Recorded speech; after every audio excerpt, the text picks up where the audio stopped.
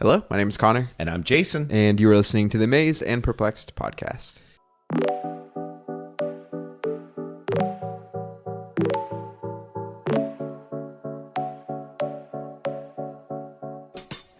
So I want to welcome you back to the life of Jesus. We are in our time, just a few days before Easter, but in our reading, in our pursuit of Christ, we're finding ourselves in John chapter 6. And, you know, if you've been listening, you know, I am chronologically impaired. There we go. Like I'm having trouble figuring out what happens first. But we were talking about Jesus interacting with the Pharisees, then the crowd, then disciples. And that was probably, I don't know how to sync that with what we're going to cover today, but this picks up specifically after Jesus fed the 5,000 and crossed the sea. You know, we've already covered these passages recently, you know, with him walking on water. And then now what has happened is, if you look in John 6, 22, 23, 24, the people that had been fed, some of them, when he fed the 5,000, got up the next day. Jesus was gone. The apostles were gone. And some boats came in and they realized, oh, Jesus has gone away. And so they get into the boats to come and find him. And so the interaction beginning in verse 25 is Jesus talking to these people. And this is a pretty long section, so we're going to break it up over the next few episodes. But this is Jesus interacting with people that you would think would be grateful. And so it's a very interesting interaction. And he says some of my favorite and more grotesque things in this passage. But I am curious, anything that crosses your mind that would set this up for us? Yeah, I think this is one of those really cool passages, or your setup is one of those cool instances where like we get kind of like we can kind of map this on to a lot of modern day sensibilities, where like I feel like we were always talking about like really struggling to get in the mindset of somebody 2,000 years ago in a whole different culture, growing up in a completely different religious setting, and like how and why they react to certain stimuli that happen around them. But this is one of those ones where like it just makes a lot of sense. Like there's a guy who's magically, providentially making food appear. You're like, yeah, it makes a lot of sense. Like if that happened, if I saw somebody doing that, I would try to find them. I would try to follow them, and find some answers, get some answers, or just try to be near them. And I think it's just helpful. And again, there's some specific things that Jesus will address that I think are really cool about that mindset. But I think it's really easy to see myself here. I think that's really good too. And you talk about, you know, there's a term that I don't know how long it's been around, but it's relatively in the last 10 years new to me, food insecurity. And you have, you know, food deserts, like areas of cities that don't have access to, especially fresh food. There would be a lot of food insecurity. Always, yeah. Even the wealthy, I'm not talking about the wealthiest of the wealthy, but even the whatever, upper middle class, yeah. They, you know, you don't have ways to freeze food. You don't have ways, you know. So if there's a famine, then you know everybody is going to struggle. Exactly, and there's not much buffer. And so, yeah, I mean, I think it just really makes a lot of sense. They're thinking this way, and it's interesting. It's always interesting to me what bugs Jesus and what doesn't bug Jesus. You know, I would think that, and I know most Christians would think, well, he's not going to hang around tax collectors very long and allow them to collect taxes. And then they're like, oh, he never rebukes any tax collectors. You know, that's really a weird deal. Why is he not rebuking Judas for, you know, complaining about the way the finances are spent? Why is he not rebuking them about their racism? And that doesn't mean he accepts or condones those things, but you'll see really quickly this bothers Jesus, and it also is really clear of why he often will say, hey, don't tell anybody about this miracle that I've done. Okay, so maybe this should be part of the bulk of the episode, but it just popped in my mind, and I have to put it out there. I don't know about you when you were a youth minister, but when I was a youth pastor, on Wednesday nights, I was always attempting to come up with like fun games. At the beginning, we were always doing something fun, trying to make the like kids feel welcome, want to be there. You know, pretty common. Anybody that has an experience with youth group, that's fairly normal. But I remember always the frustration. I never had kids that would like groan, okay, when we switch from fun time to Jesus time or lesson time, but that like the slow glazing over of what I was and I loved games. I still love games. It was a great part of it. But what I was really excited to talk about, what I felt like they really needed, and then to see some of the kids or half the kids or however many start to glaze over at the part that like I was really there for. Like I didn't like hold it against them because like I remember what it was like to be a teenager, but it was still like those emotions. I remember those emotions and feeling that tension.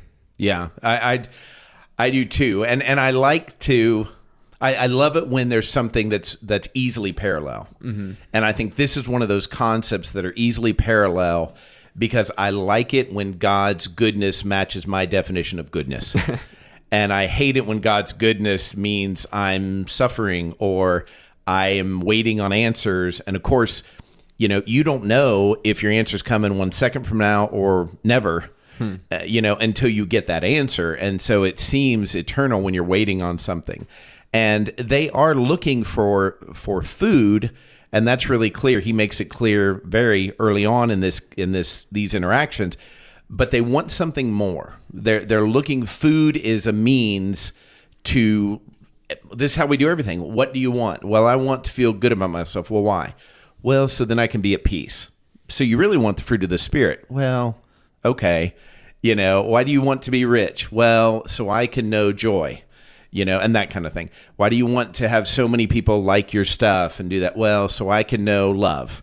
And it's like, okay, so what you're really wanting is through the Spirit, and you have all these other ways of making it. They want security. They want to be out from under the oppression of Rome. And it makes a lot of sense that they would say, hey, this would really serve us to have a leader that could mass produce food, for example. So I'll jump right in there in 25. So this group of people are the they. So when they found him on the other side of the lake, they asked him, Rabbi, when did you get here? Jesus answered, very truly I tell you, you are not looking for me. Not because, you are looking for me. There, that's better. Very truly I tell you, you are looking for me. Not because you saw the signs I performed, but because you ate the loaves and had your fill. Do not work for food that spoils, but for food that endures to eternal life, which the Son of Man will give you. For on him God the Father has placed his seal of approval. Then they ask him, what must we do to do the works that God requires? Jesus answered, the work of God is this, to believe in the one he has sent. So we're going to cut it there and ask, as is our custom, what amazes you about this brief part of the interaction? I think about all of like the great movements throughout history, and what their leaders promised the people that were following them. And it's a lot of what you talked about. We're going to give you security. We're going to stop the people that are oppressing you. In fact, we're going to overthrow them, or we're going to be the ones getting the advantage from here on out. The way that almost the vast majority of movements start or maintained are, there's a very real need here and now, and there's somebody in front of me that is saying, trust me, I'll take care of it. And the dignity that Jesus gives these people to truly know, like you talked about the food insecurity and what they would feel, and almost I get a sense of understanding from Jesus about why they're there, and almost kind of getting it, but also giving them the dignity to be like, but you're not just meat sacks. You're not just, people that you're not just automatons that need their daily oil change. Like, you are more than that, and you have a higher calling and a higher purpose. And I think I'm amazed because it is so you see the opportunities Jesus would have to be manipulative, or not to take advantage of. Like, there's so many shortcuts that Jesus could take here, and there's so many shortcuts I see in the history of the church where there was a deeper need, there were deeper things that needed to be done, but it felt good to focus on the first ring of what was needed. And so we didn't move on to what the deeper need was. And the fact that Jesus loves us enough to, I think to truly empathize with us on the surface need, but isn't satisfied with that, it's just incredible. Yeah, I really appreciate you pointing that out. Because this is the challenge. We're trying to read as if we've never read it before and trying to take it in. Because, though, I have spent a good bit of time in this passage, I know it gets increasingly tense. And it's good for me to re-see this passage because this is not tense. Like, even in my reading, I think I added tension. Yeah. My tone of voice even. Matter of fact, it was like, you're not looking for me. I've even stumbled because I'm just assuming negativity. But this is actually honoring. He's calling them to something that will really be satisfying to them. Mm-hmm. And even more, he's revealing, and he's crossing over at this point in his ministry from becoming less and less subtle. Mm-hmm. And so this is one of those things where he calls himself the Son of Man. God the Father has placed his seal of approval on me. I mean, this is real identity stuff. And he's saying, look, here's who I am. And you could have much better what you're looking for. That's not going to satisfy you. So I do appreciate that look, because I think I'd already front loaded negativity in. And it's easy to assume that because things become more tense, that's always where they were supposed to be. And it almost, I fall into that trap all the time, assuming when I'm reading an interaction with Jesus that because he gets to a certain place down the road that he wouldn't have been more, like similar to the rich young ruler that we always go back to, that he would have been more than happy to adapt to other questions that they would have had if they would have responded, if things would have happened differently, that Jesus, there wasn't I think it's really easy to fall into that trap. And I often wonder for myself, if viewing Jesus that way is a detriment, because then I begin to view my own life like that. Well, if that situation ended up really ugly or really ended up in fierce contention, there was nothing that could be done. There was no off ramp. There was no anything. Nothing could be done. But also, giving dignity to the people around me, to myself. That we are not just the foosball players in God's hand without any sort of autonomy. We're active players that he wants to participate with. Us to participate with him. Right. And I love that thought that up to this moment, and there's lots of moments that will come in this conversation, but up to this moment, he's like, look, I understand why you're here. Mm-hmm. I don't want to walk through I don't want to answer your question because it's not your real question. I want to go ahead and cut to it, and I'm not mad at you. And I'm saying it could be so much better than you can imagine. Mm-hmm. And even if he has a sense that this is not going to go well, he's still treating them with love through the whole thing. But he's treating them with as much gentleness as they will take. Yeah. He's like, hey, I want to invite you into a little bit deeper thing here. Mm-hmm. I was the guy that gave you bread yesterday, but today you can start to acknowledge a little bit of, there's a connection with God here. Well, and you think about, it's so easy to allow our woundedness to rob us of the opportunity to act gentle. Because Jesus almost certainly probably had a good instinct for where it would go. And Jesus had, a good instinct. Jesus knew eventually all of it was going to go bad. And to not allow that to be jaded, allow for him to become jaded and still choosing to be gentle, still offering that up, knowing that at times it is going to be rejected, it is pretty incredible. Because I know in my life, there are lots of opportunities that I've had to be in a situation where I was with somebody and I was attempting to be loving and knowing that love was most likely, because it had happened in the past, going to be met not in the way that I would want it, or that would be the healthy way for that person to react. It's so easy to become so jaded by all those interactions, or my deep knowledge of my knowledge of humans, or my knowledge of the person in front of me. It's probably not going to go well. So this situation might end up at a 10 in terms of conflict. So I'm going to start at a 7. This situation could go poorly. So let's just go ahead and get there. And there is a part, like you said, where Jesus says, hey, let's really cut to the chase. But it's not let's cut to the chase where I get to satisfy my emotional desires for being comfortable. It's, hey, let's cut to the chase in regards to truly what's going on between me and your soul and what God is in and about all of it. I will be honest, as I hear you talk, I'm thinking of several relationships, and I'm like, I don't want to. I don't want to do it. Of course. I just don't want to. I fear what's going to happen in those conversations. And so I just don't want to ever talk to him again. I'm like, I think I can exist forever and never speak to you again. And when I say it out loud like that, I'm like, I don't want to live that way, and there's no power of God working if I'm simply avoiding all of my challenges. But yeah, to be Tim Rush, my coworker, will always say, hey, as we go into this, let's just be curious.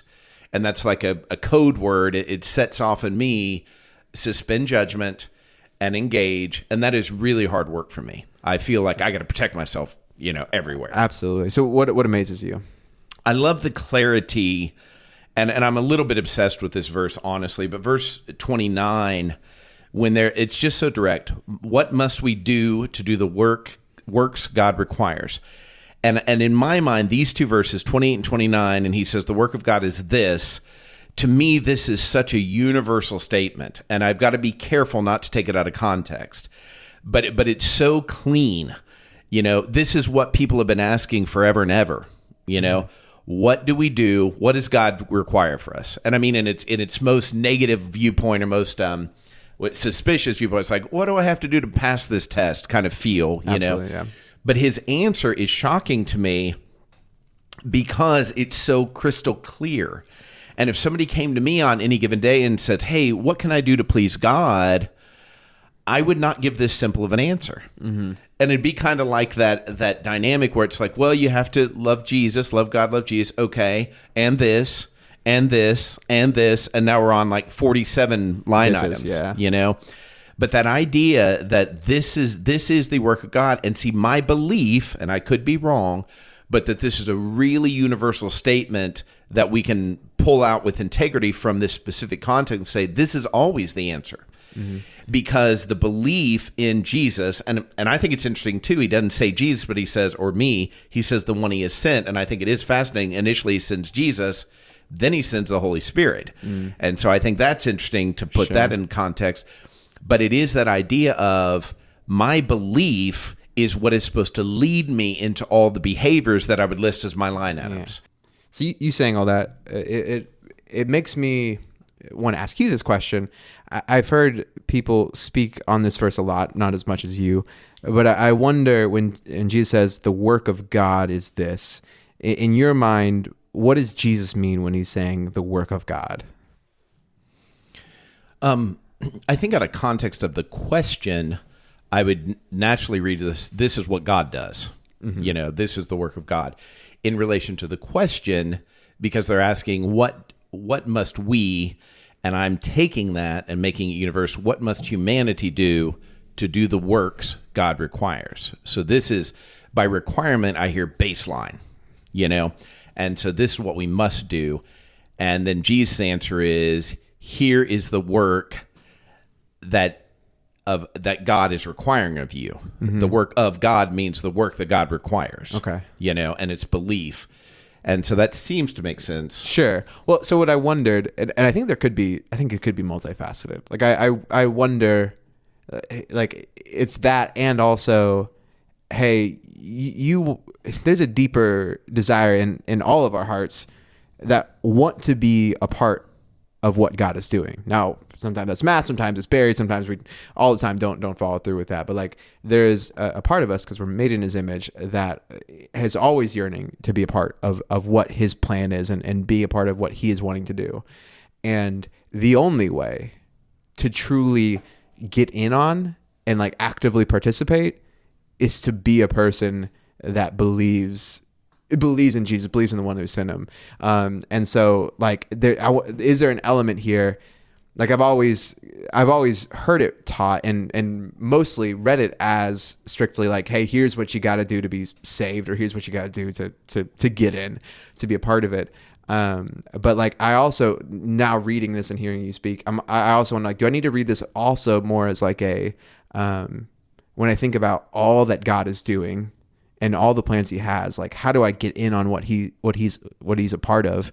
At the core of it is a continual reminder and acceptance, that who Jesus says he was and how he calls us to live, believing in that is, believing in that and living life as if, like, actually living my life as if I truly do believe those things, is how we take part in the work of God.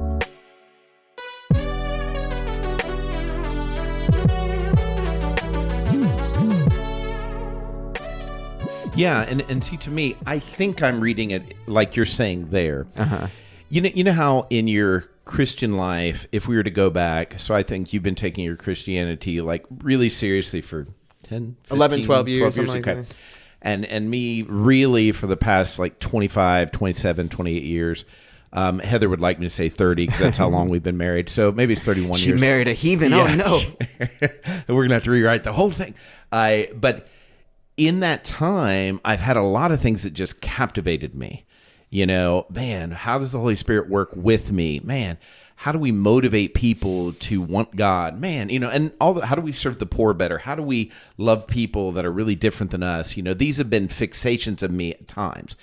And all of those are good. I'm not suggesting I never wanted bad things, but most of those things are good. But then what I think happens is you get to the end of that thing, that way you serve God. Be really focused. I'm going to feed people that are hungry. Okay, and so I feed one person. And I'm like, okay, how do I mass produce this so I can feed 10 people? Now I want to do 1 million people. Okay, so now you're feeding 1 billion people, you know? You get to the end of that, and you're like, well, what's more than this?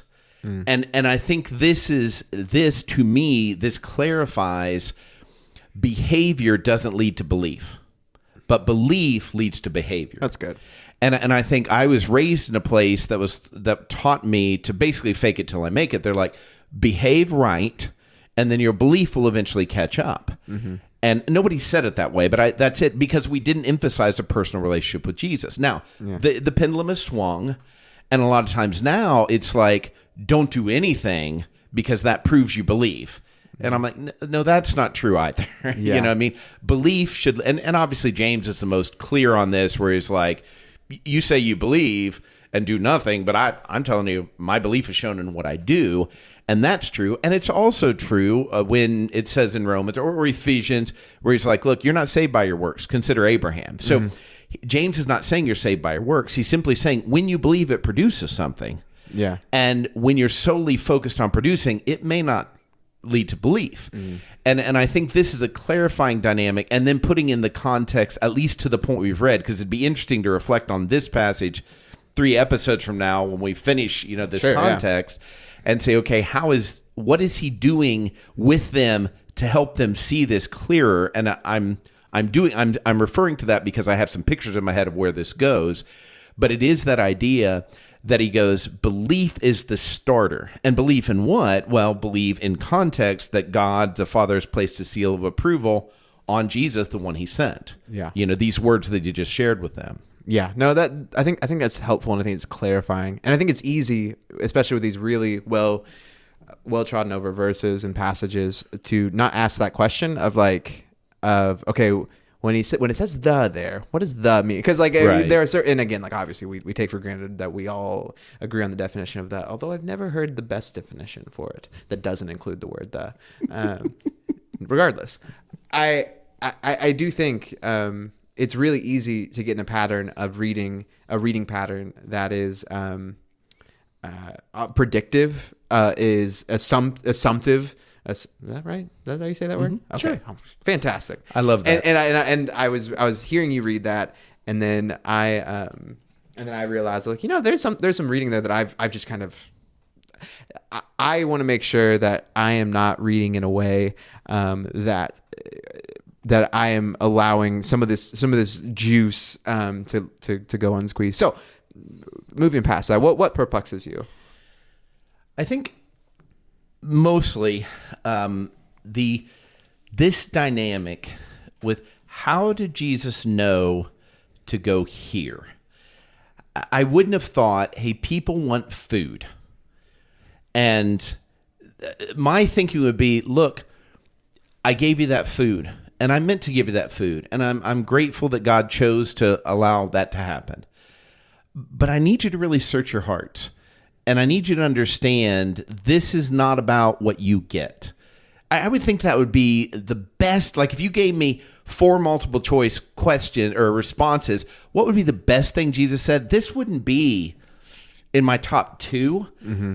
I would think there's too surface. I talk with people sometimes and I'll be like, man, the Spirit of God, this, and I realize they're not hearing me. Mm-hmm. And so I adjust. And maybe it's something as simple as saying, the way God loves you is this, which is still the Spirit of this God who we worship loves you in this way, but it helps him connect more. And this is just an ongoing perplexion I have with the way Jesus communicates. And then specifically, how do I apply this is, on one hand, it's genius that he can see behind their question to what they really want, and is very, gives them such the benefit of the doubt that they're not trying to control this situation, Yeah. On the other hand, it's like, this isn't exactly meeting them where they are. I think it would have been more instructive to say, do you see that you are here to get something for yourself? You're here to get more food. And the essence of why that's a problem is there's going to come a day I won't give you more food. And that day is today. We don't know that yet, but it is. And so it's like, to me, I would go to, how do I help you with this inner tension? That this was a blessing from God. And I mean, to generalize this, God has blessed me in different times of my life with amazing provision, money that came from nowhere and this kind of thing. And part of walking with God, I've had to, it's one thing to know it in your brain, but really learn it in your being, is that idea of that same good God deprives me of things he could give me all the time. Mm-hmm. Because it exists. There is a solution to every problem I have. And I've needed God to come alongside me and say, Jason, do you see I could give you this? I could solve this problem in an instant. Mm. And I'm asking you to trust and love me more than you love the solution. Mm. That's what I would say to them. Yeah. I'd be like, hey, I need to make this clear to you. And I find zero fault with what he said. Yeah. And because it's in the Bible, I'm like, that's the perfect thing to say. But I wouldn't have chosen it.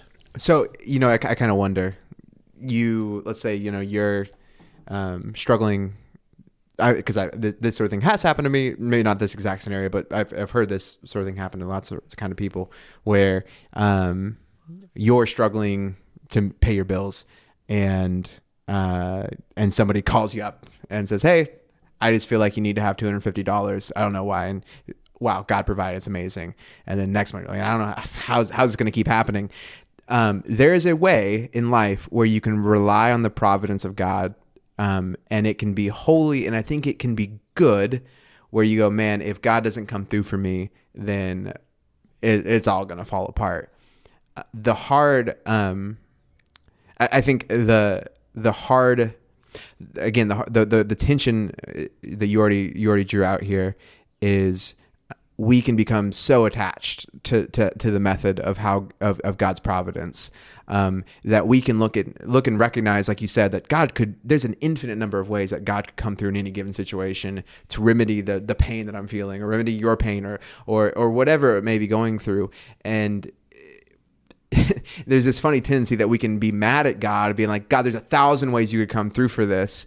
But oftentimes for me, I'm like, but you didn't come through in this one way. Right. You didn't come through in the way that it happened before. You didn't provide in this way or that way. And so I think the tension becomes like in my soul, is like, I want to live a life that the closer I can get to complete reliance on God, like the closer I can get to living a life that if God doesn't come through for me, I fall flat in my face, I think the better off I will be. But also being open to the fact that my reliance upon God, let's just take in the financial realm, my reliance on making sure God provides for me could be taking a terrible, terrible job that he put in front of me. him providing financially could be like, and I think it gets into, maybe this is where I was going with this. God did not give those people, that God did not give them the bread that Jesus gave them before was not any more given to them than the previous bread they had had. And I think that's the tension for me is recognizing that when God has provided for me supernaturally or through the supernatural love of somebody else, there's a tendency to want to hold on when it doesn't happen before. And that's forgetting the realization that every other time that I have been able to pay a bill or give food to my family or have healthcare or any number of those things, like those things were still of God. And just because there was more of a supernatural element or there was more of an in-your-face about it doesn't mean that those other things weren't of God. And I want to be at the place where I can recognize that, like, oh yeah, it's a miracle that I was able to provide for my family, and this family, like the money that was able to pay for the food for my daughter to eat, like that wasn't mine. That wasn't mine to begin with. And like, I want to recognize that, like, oh yeah, the bread of life, that is given, the bread of life given to me helps me see that all of the bread around me was already given and is actually all. Yeah, does that make sense? I feel like I'm getting out there. It's totally beautiful, and I really appreciate that. You know, here's dumb. We're wanting to put a new fence up at our house, and we'd saved up some money. And so we have 6 neighbors whose houses we share a fence with. So we had to go to, it's insane. Everybody needs to come to my house and see it, because I've been in your backyard a few times. I need to go understand how that works. Oh yeah. And so I've had to go to 6 different houses. A couple of I known, but a couple of them are behind me, or it took me a while to even figure out where their house was, and knock on their door to relative strangers and say, hey, I'd like to ask you to share this part of the fence with me, which may be up to, a couple $1,000s, And so it's a big ask. And initially I got the sense everybody's going to do it. And then I went back around and nobody's going to do it. Like 2 people are going to do it. And of course they have the short, tiny pieces of fence, Of course. So I'm not just going to replace that with a totally different kind of fence and then leave the other fence. So I'm still figuring it out. Okay. Relative to the suffering going on in the world right now, that is not even mentionable. Mm-hmm. But in my own little tiny world, it was a real bummer. Yeah, of course. And then I'm like, wait a minute. I had to really step back. And I think it's fine to give yourself some time to grieve. I know that sounds dramatic, but I mean to say, bummer, it's not going to go that way. Mm-hmm. And then, of course, what about big things? You lose a family member or lose your job. Those kind of things need more time to grieve. But then it slowly, at least, needs to be reconciled and put in perspective. Oh, wait a minute. Mm-hmm. I'm not in any danger. Me not replacing this fence right now, or there's not a cougar I'm keeping out with this fence. Exactly right. And I own this land, and it hasn't been taken away. And at this point, it's not high risk to be taken away. Anything can happen, and so there's so much beauty there. And so if you go, well, what do you want from the fence? So let's dig deeper. Well, I want protection.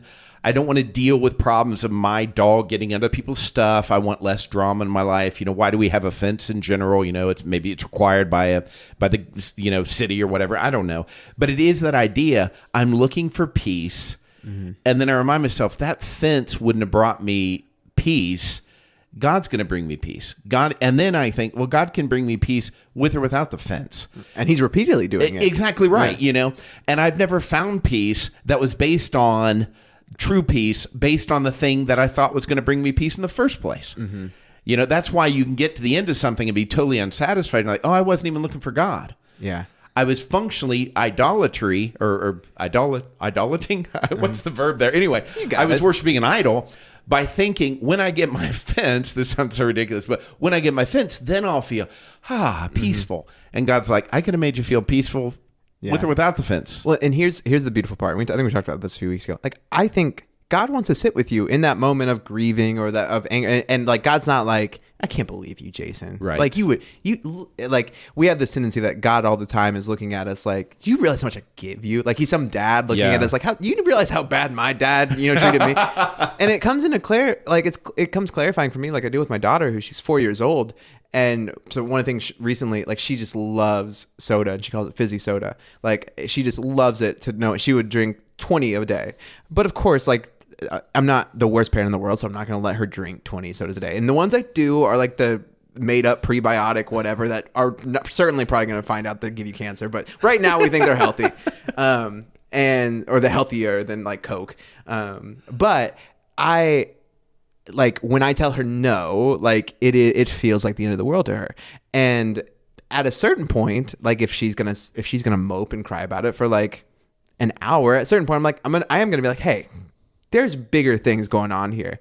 But like I'm not gonna look at my daughter when she's sad that she doesn't get a fizzy soda like in the first like 20 seconds and be like, you child. You're so great. You're such a 4-year-old. Like, oh my gosh, get a hold of you. Not see the grand perspective of like all that I give you. Like, you're still gonna eat, you're still gonna drink, you're still probably gonna get some more juice later if you're like, and you've always said this, God set up parenthood. Like, it wasn't an accident how he set things up. And I reminded, I think there's got to be a similar dynamic here, in a way that like I can give myself some grace, and then I can also get a fuller picture of God, and that there are times when I'm not my best dad, where I do want to look at my daughter and be like, do you realize like how much like I give for you and I sacrifice for you, and a little thank you would be helpful, as opposed to I'm just doing what she deserves and what she's owed. But I think it can just be a real helpful reminder that as I attempt to do my best to provide for my child, that my providing in her immature mind can seem like deprivation. Can seem like unnecessary. Like for a 4-year-old, it doesn't make sense. Why wouldn't I be? Fizzy soda is the best thing ever. I should be able to drink 20 a day. It's cruel that you're not letting me do this. In the same way, like we think we know better or know more than my 4-year-old when it comes to our relationship with God. And it's just like that's silly. We know that's not true. Yeah. And oftentimes I find myself as the petulant kid being like, but God, I want the 20th soda. I'm like, well, here's why you can't do it. But God, I really, really want it. Other people have it. Mm-hmm. Yeah, I see them when I walk into Quick Trip. They get 2 of the big ones. They don't even put ice in it so that it will last longer. I see them, God. And yet, like I can realize how ridiculous it is. But it takes the one fence moment to knock me off the perch. And not that that's like, we all get knocked off occasionally. Yeah. But part of believing in God and believing in Jesus is beginning to allow him to transform us so that we begin to see the reality of see the reality the way he sees reality. Yeah, absolutely. So what perplexes you? I'm always struck by this sort of refrain, this similar theme that Jesus has. In verse 27, Jesus says, do not work for food that spoils, but for food that endures to eternal life. And like I can wrap my head around the second half of that really well. Like the thing I really need to be striving for is the true like bread of life, the true thing that endures forever. But then I'm struck. I'm always been bothered and just tweaked a little bit by like by how unambiguous Jesus is with like this sort of language, or when he will talk about he'll talk about don't worry about what you're going to eat tomorrow, don't worry about like all this sort of language. I just really struggle with it, and it's even I struggle with it on a intellectual level, like what Jesus like truly means by it and how to apply it to me. And then I also struggle with it on an emotional level, because I'm like, well, one, it makes me mad because I'm like, they have every reason to worry about what's like I will not starve, unless there is a global collapse and the second and third Dust Bowl, I will not starve anytime soon. But for them, starvation is a literal. They probably knew people who starved to death or died because they did not have proper nutrition. And so I'm just struck by like how I think about this. And then I'm struck by just how little wiggle room Jesus will use in this language. And like, is it mostly, is it rhetorical? Is it complete? I've always wrestled with it. Yeah. I think that number one, I get it. And in particular, this one doesn't hit me as hard as like, do not worry. Yeah. And I'm like, all right, I'm not going to worry. And I'm like, there is so much to worry about, though. I mean, and a lot of times I don't think I'm worrying. And then I'm doing something and Heather's like, you seem really anxious today. And I'm like, I ain't anxious. Oh, man, I'm really anxious, kind of feel. And so I'm like, man, part of that's just subconscious, God, and part of it's reality. Like it seems, again, if you take it away from Jesus and you hear somebody talking to people that are really living, really just getting by. I mean, paycheck to paycheck would be a nice way of living to them. I know a group of people that have been chronically unhoused for decades, and then they pooled their resources and now they're living together, which is really interesting, of how they're doing that. And so for me to come in, I'm like, don't worry, don't work for food that spoils.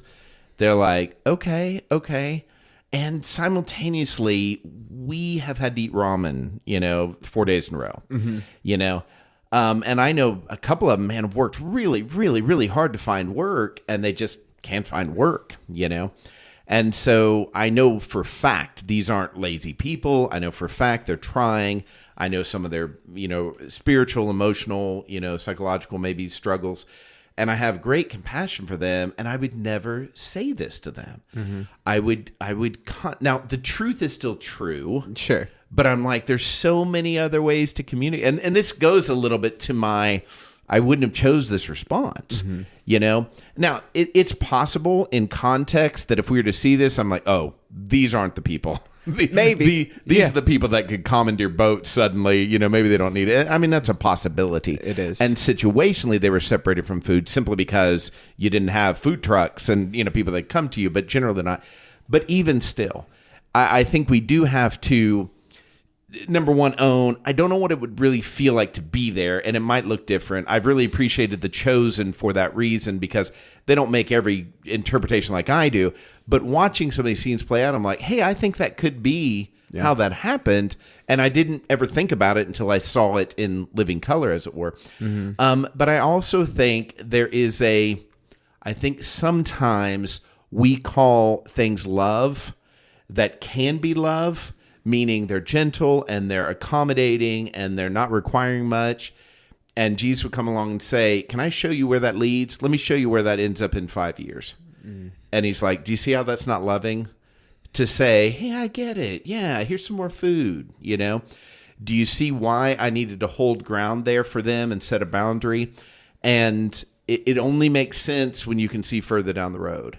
And then that's effectively what you were talking about earlier, is just that realization. I only have wisdom up to this millisecond. Clearly, if there was some disaster that hit, simultaneously, dirty bombs go off in every major city in the U.S. And all of a sudden, the wisdom I have right now about how to live life would have to change dramatically to be able to survive in a world where we were being invaded, And if we can imagine that, then, and God who can see everything, and of course, gradually in 10 years, I mean, this world is a very different place now than it was in 2015. There are just conversations that we're having, and I'm like, I wouldn't have expected that, And so who am I to say in 2035, well, the wisdom I have today will be enough, and God's leading me with the wisdom of 2095, and the wisdom of living thousands and thousands, and, well, from his perspective, eternally. Yeah, man, I've loved this conversation. And just as we wrap up, I don't really have anything to do with this, but I was just struck in this last few minutes of the conversation by the comparison of thinking about how in the garden, how Adam and Eve must have felt about food and their relationship with food and their relationship with need and want, and ultimately where we're going, and getting back to the sort of relationship and believing in God. And I mean, that's ultimate sin of Adam and Eve, is that they didn't believe God. They didn't believe in who he said he was and the sort of God he was. And my work of believing in the one who sent Jesus, believing in him and seeing the world the way he sees the world, and believing what he's ultimately doing and what he's about around me, is a belief that we are going to end up in a place where all these needs that we talk about are ultimately met and ultimately satisfied. And yeah, today of all days, I long for that. And listener, I hope you do too. Grace, peace, and love.